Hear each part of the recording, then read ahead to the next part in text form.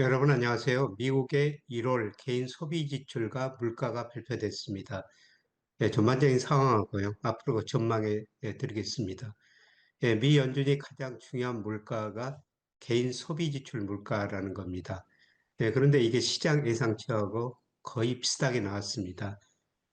전년 동월 대비 2.5% 나왔고요. 그런 물가도 시장 예상치하고 같은 2.6%가 나왔습니다. 우선 전반적인 추이를 보면요. 작년 9월에 근원 물가 상승률, 전반적인 물가 상승률이 많이 안정됐었습니다. 그러나 10월부터 오르기 시작해가지고요. 개인 소비 지출 물가가 지난 12월에 2.6%까지 올랐습니다. 그런데 1월에 2.5%, 그런 물가도 2.6%로 하락세를 이제 상승률 둔화 추세를 보이고 있습니다. 앞으로가 문제인데요. 제가 전망해 보면은 2% 가기까지는 좀 더 시간이 걸릴 것 같습니다만은 2% 올해 초중반대에서 개인 소비 지출 물가 상승률이 안정될 것 같습니다. 미국은 상품하고 크게 서비스로 물가가 구분되는데요. 작년에 상품 물가가 계속 마이너스였었습니다. 그러나 올 1월에는 0.6%로 작년 1월보다 좀 올랐고요. 문제는 그 서비스죠. 미국 소비 지출 중에서 69%가 서비스인데요. 서비스 물가가 상승세가 둔화되고 있습니다. 예를 들어서 작년 12월에 3.9%였는데요. 올 1월에 3.4%로 상승세가 둔화되고 있습니다. 2021년 3월 2.8% 이후 최저치를 기록하고 있습니다. 그래서 앞으로 서비스 물가가 상승률이 둔화되면서 미국 물가 상승률이 안정될 것이다. 이렇게 볼 수가 있습니다. 그런데 문제는 이제 소비 증가세가 둔화되고 있다는 건데요. 미국 거 개인 소비 지출을 보면은 크게 내구재, 준내구재, 서비스 소비 이렇게 구분할 수가 있습니다. 1월 기준으로 비중을 보면요. 내구재 비중이 10.8%, 준내구재가 20.3%, 서비스가 68.9%입니다. 그런데 전반적으로 1월 그 소비 지출이 줄어들었어요. 전문가들의 시장 예상치가 전월비 0.2% 증가했을 것이다. 이렇게 전망했는데요. 실제로는 0.2% 감소했습니다. 소비가 줄어들었다는 거죠. 그러면 소비가 어떤 쪽에서 줄어들고 있느냐 보니까 내구재가 많이 줄어들었습니다. 1월에 전월에 비해서 무려 3%나 내구재 소비가 감소했고요. 준내구재 소비도 0.2%, 서비스 소비는 0.3% 약간 증가했습니다만은 소비 둔화된 조짐이 이제 내구재, 이제 우리가 소득 증가 속도가 둔화되거나 미래가 불안하면 내구재를 먼저 줄이죠. 그래서 자동차, 가전제품 이런 것들이 먼저 줄어들고 있습니다. 그런데 이런 것들이 줄어드는 이유 중에 하나는요. 트럼프가 관세를 부과하겠다. 그러니까 작년 12월에 미국 가계가 미리서 소비를 늘려버린 것입니다. 그래서 이제 내구재 소비가 줄어들고 있고요. 그 다음에 옷도 덜 사고 아마 신발도 덜 사게 될 것 같습니다. 그리고 마지막으로 서비스 소비 지출이 증가하면서 미국 경제 소비가 아직까지도 큰 추세를 증가하는데요. 이제 소득 증가 속도가 둔화되고 미래가 불확실하면은 미국 가계가 외식도 덜하고 영화관도 덜 것 같습니다. 그래서 전반적으로 소비가 줄어드는 추세가 지속되고 있다. 이렇게 볼 수가 있고요. 근데 소비가 줄어든 이유를 보면은 우선 그동안 그 소득 증가 속도보다 소비 지출 속도가 빨랐습니다. 그래서 소비 여력이 축소되고 있고요. 그리고 2000년 이후로 미국의 가계 저축률이 평균 5.7%였는데요. 최근 2년 동안 계속 그 밑돌고 있습니다. 그래서 미국 가계가 돈을 많이 썼기 때문에 소비여력이 줄어들고 있고요. 그래서 1월 보면 이제 저축률이 4.6%로 소비 덜하고 저축을 늘리는 모습이 나타나고 있습니다. 그리고 미국 금리가 최근에 많이 오르다 보니까요. 가계 이자 부담이 가처분 소득에서 차지하는 비중이 2010년 이후로 평균 2.0%였는데요. 최근에 2.5%로 높은 수준 유지하고 있습니다.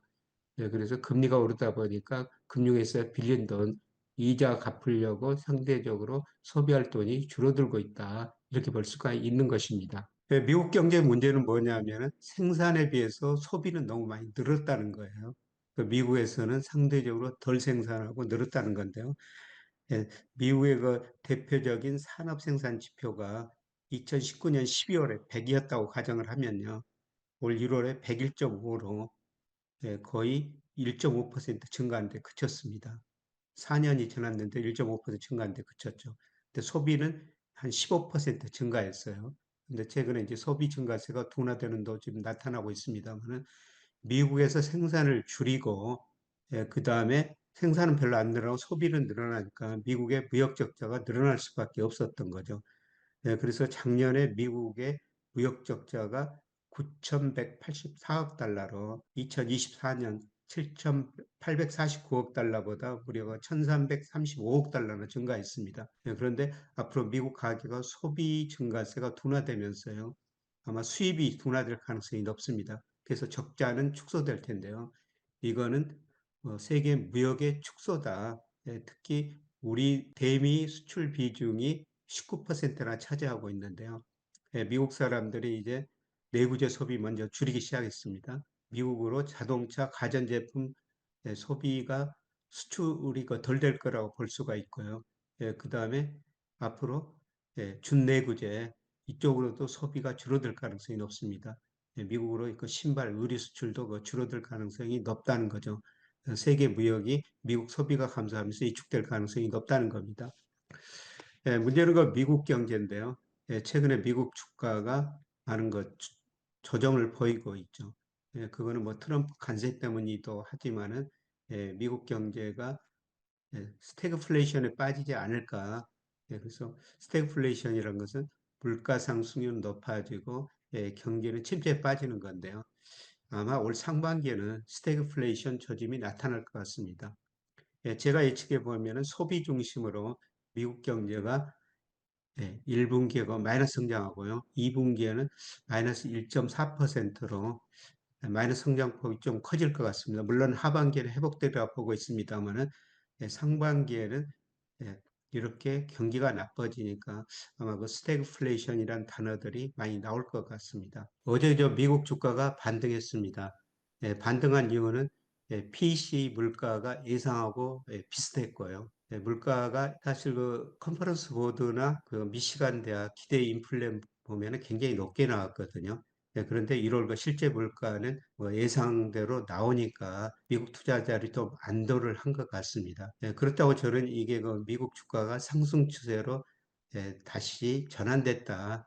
그런 건 아니고요. 조정 국면을 계속 보이리라고 보고 있습니다. 그래서 주가를 결정하는 게 금리하고 기업 이익 증가율입니다. 그런데 제가 뭐 2분기에 미국 경제가 마이너스 성장할 수가 있다. 그러면 금리 떨어지죠. 그러면 주가는 올라야 되는데요. 그러나 금리 하락폭보다 경제가 마이너스 성장하면서 기업 이익 증가율 둔화폭이 훨씬 더 클 것 같습니다. 그래서 미국 주식시장 조정 국면에 이미 접어들었다고 보는데요. 어제 저 미국하고 우크라이나 양국 대통령이 협상을 했습니다만은 서로 그 의견 차이만 많이 낸 것 같습니다.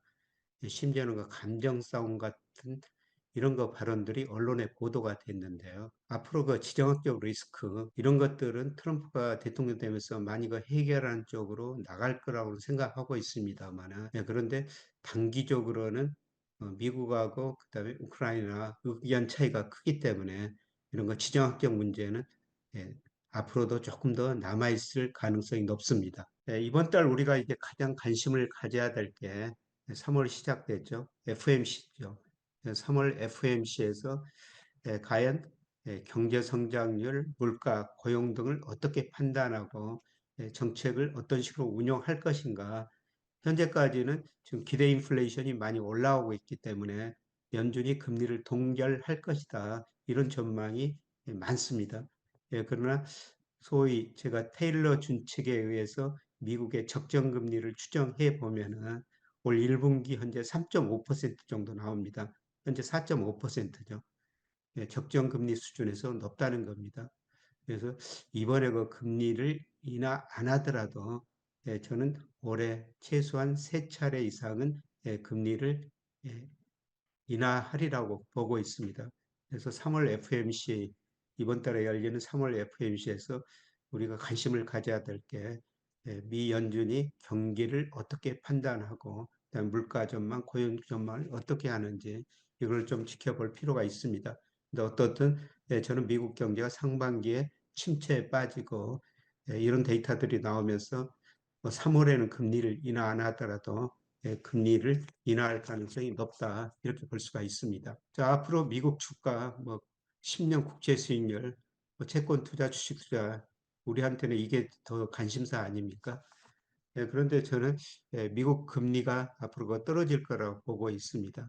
2000년 이후로 통계를 보면요, 국채 10년 수익률이 미국의 개인 소비출 물가 상승률보다 평균 1.1%포인트 정도 높습니다. 그런데 올해 미국의 개인 소비 지출 물가 상승률이 제가 한 2.4%로 예상하거든요. 그러면은 10년 국제 수익률이 1.1%포인트 높으니까 국제 수익률의 적정 수준은 4.5%라는 겁니다. 그동안 미 국채 수익률이 뭐 4.5%를 넘었다가 지금 4.2%로 떨어지고 있는데요. 이미 하락 추세가 시작되고 있다는 겁니다. 아마 2분기 경제 성장률이 마이너스로 나오면은 하락폭이 좀 더 커질 가능성이 높습니다. 그래서 어떻든 미국 국채는 투자해도 된다 이렇게 볼 수가 있을 것 같습니다. 문제는 그 주가인데요. 미국의 S&P 500은 명목금리보다는 실질금리하고 같은 방향으로 움직입니다. 상관계수가 마이너스 0.53인데요. 실질금리가 오르면은 미국 주가는 떨어졌다는 겁니다. 그런데 최근에 보면 실질금리가 오름에도 불구하고 주가도 같이 올랐습니다.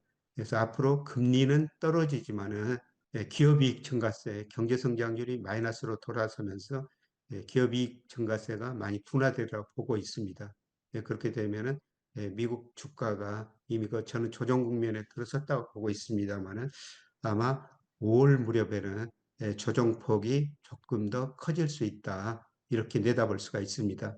그래서 미국 투자하실 때 지금은 미국 주식보다는 채권 투자를 조금 더 늘리시는 게 좋을 것 같고요. 그 다음에 채권 투자 하시더라도 미국 금리가 떨어지면 어제는 그 달러가 약간 강세를 보였습니다만은 달러 강세가 약화될 수가 있습니다.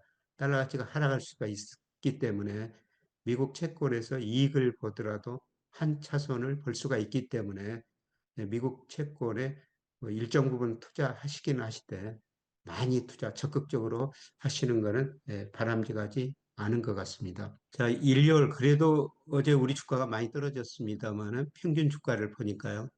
2월 말까지 우리나라가 그래도 세계 주가의 그 상위권에 있습니다. 저는 올 연간 전체적으로 보면은 특히 코스닥이 세계 주요 주가 중에서 많이 오르고요. 그 다음에 코스피도 세계 평균보다는 뭐 2배 이상 더 높으리라고 보고 있습니다.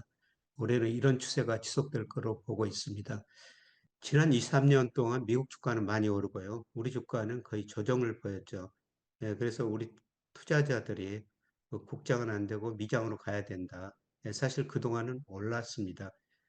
그러나 저는 올해부터는 미국 비중을 지나치게 많이 가지고 계시거나 지금 늘리는 것은 그렇게 바람직하지 않다고 생각하고 있고요. 상대적으로 올해 보면은 유럽 주가가 미국 주가보다 훨씬 더 많이 오르고 있습니다. 그리고 우리 주가도 미국 주가보다 많이 오르고요. 그래서 미국 비중의 일반적으로 높은 것 수준을 유지하는 것은 바람직하지 않고요. 국가별로 미국 비중 줄이고 뭐 유럽, 우리나라 이런 거를 좀 늘리셨으면 좋을 것 같다는 생각이 듭니다. 이게 그 3월이 시작됐는데요. 저하고 어스 얼라이언스하고 새로운 프로그램 준비하고 있고요.